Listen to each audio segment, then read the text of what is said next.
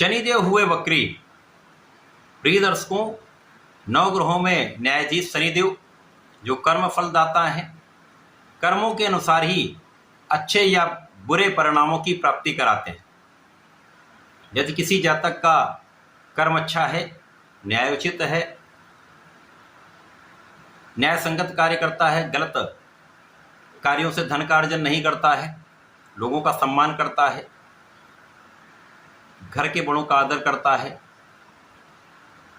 तथा जितना हो सके लोगों की सहायता करने का प्रयत्न करता है, उसको शनिदेव निश्चित रूप से समस्त लाभ देते हैं, रंग से राजा बना देते हैं। इसके विपरीत आचरण पर अत्यंत क्रूरतम दंड भी प्रदान करते हैं। शनिदेव सने सने चलने वाले ग्रह हैं, धीमी गति से चलने वाले ग्रह जो 2.5 वर्ष किसी राशि में गोचर करते हैं तथा अधिकतम राशियों में इनका प्रत्यक्ष प्रभाव होता है, अन्य पर अप्रत्यक्ष प्रभाव होता है।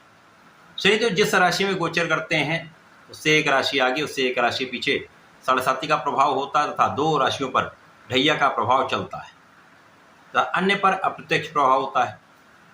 तो शनिदेव का प्रभाव मैक्सिमम राशियों पर पड़ता है, जिसके कारण शनिदेव का प्रभाव विस्तृत है। अब शनिदेव 13 जुलाई से वक्री होने जा रहे हैं। 13 जुलाई से इनका जो वक्री काल है वो 139 दिन का रहने वाला, जो 28 नवंबर तक चलेगा।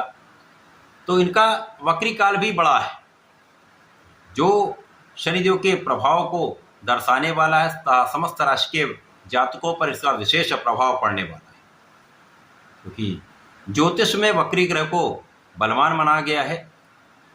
बलवान के साथ साथ इसको अत्यंत प्रभावी माना गया है। इसको इस तरह से भी समझ सकते हैं कि जब भी कोई ग्रह वक्री हो जाता है तो एक राशि पीछे की ओर जाता है, तो उसकी गति धीमी हो जाती है। धीमी गति के कारण जब वो गमन करेगा तो उसका बल, उसका प्रभाव, उसकी क्षमता में वृद्धि हो जाती है। तो शनिदेव वर्तमान समय में मीन राशि में गोचर कर रहे हैं। अब इनका गमन अपनी राशि की ओर, कुंभ राशि की ओर हो जाएगा, तो इस भाव को प्रबल करेंगे तथा अपनी राशि के प्रभाव को बढ़ाएंगे, जो अत्यंत महत्वपूर्ण होने वाला है।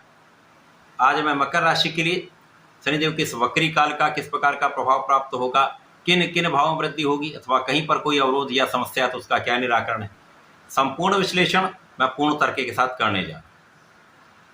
प्रिय दर्शकों, इस राशिफल को आप अपने लग्न तथा राशि दोनों के अनुसार देख सकते हैं। मकर राशि के लिए तृतीय भाव में ये गोचर चल रहा है। अब शनिदेव तृतीय भाव से द्वितीय भाव की ओर गमन करेंगे, तो तृतीय भाव में तो ये स्वयं है, द्वितीय भाव इनका ही है और लग्न भी इनकी है, तो निश्चित रूप से ये तीनों भाव अत्यंत प्रभावी हो जाएंगे।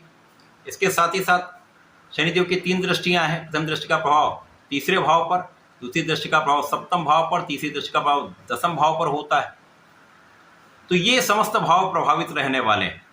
मकर राशि के लिए जब शनिदेव का प्रभाव पीछे की ओर होगा, बैकवर्ड मूवमेंट होगा, तो लग्न में प्रबलता आ जाए, आपका सामर्थ्य बढ़ जाएगा, आपकी क्षमता में वृद्धि हो जाएगी, आपके अंदर आपका प्रभाव बढ़ने लगेगा, आपकी वाणी का प्रभाव श्रेष्ठ हो जाएगा।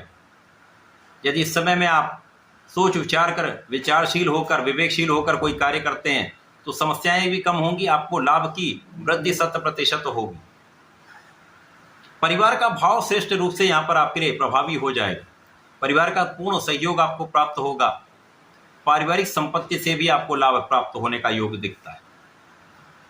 शनिदेव के इस वक्री काल में आपके लिए स्थितियां सकारात्मक हो रही।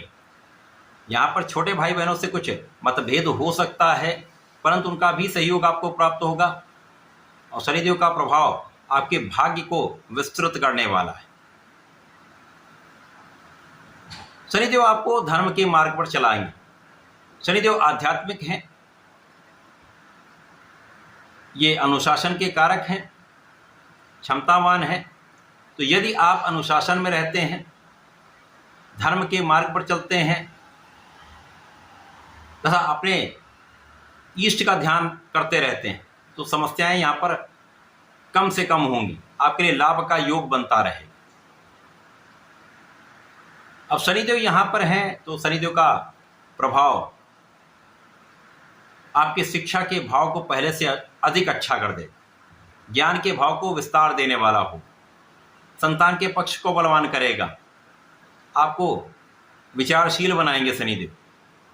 तो कोई भी काम जब आप करते हैं तो यदि वहां पर आप पूर्ण रूप से एनालिसिस कर लेते हैं तो सफलता का मार्ग प्रशस्त हो जाता है। इस समय में आपके लिए अच्छी स्थितियां बन रही। शनिदेव का वक्री काल आपके लिए अत्यंत सकारात्मक है।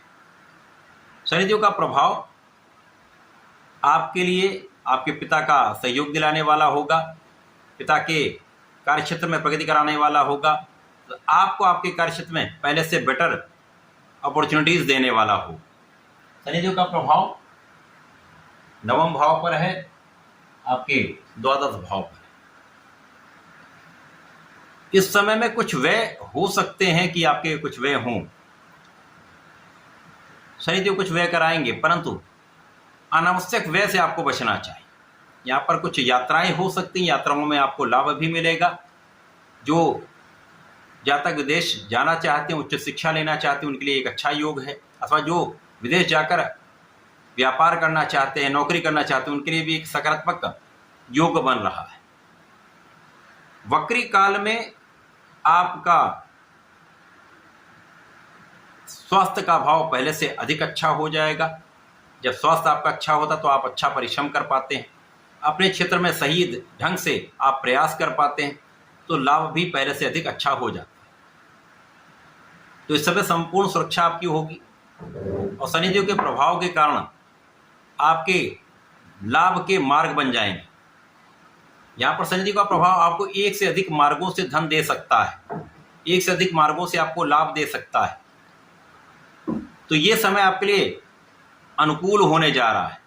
इस समय आप मानसिक रूप से भी दृढ़ रहेंगे, आपकी बुद्धि का बल भी अच्छा रहेगा, आपके क्षमता में भी वृद्धि होगी, आप संपूर्ण परिश्रम अपने कार्यक्षेत्र में करने वाले, जिसका प्रभाव आपको लाभ के रूप में प्राप्त होगा।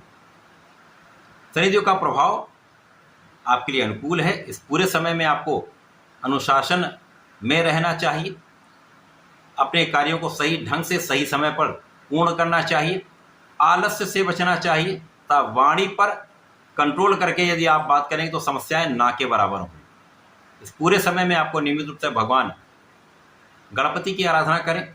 ओम गंग गणपतये नमः का नित्य 27 बार जप करें। प्रत्येक शनिवार को भगवान शनिदेव पर चौमुखी दीपक का शनिदेव को चौमुखी दीपक का प्रज्वलन करके अर्पित करें तथा भगवान भोलेनाथ पर जलार्चन करके काले तिल का अर्पण करते हैं, बेलपत्र का अर्पण करते हैं, तो विशेष लाभ आपको प्राप्त होता है, आपकी समस्याएं दूर होती हैं, आपको लाभ वृद्धि निश्चित हो। ऐसा करके इसका लाभ लें। धन्यवाद, नमस्कार।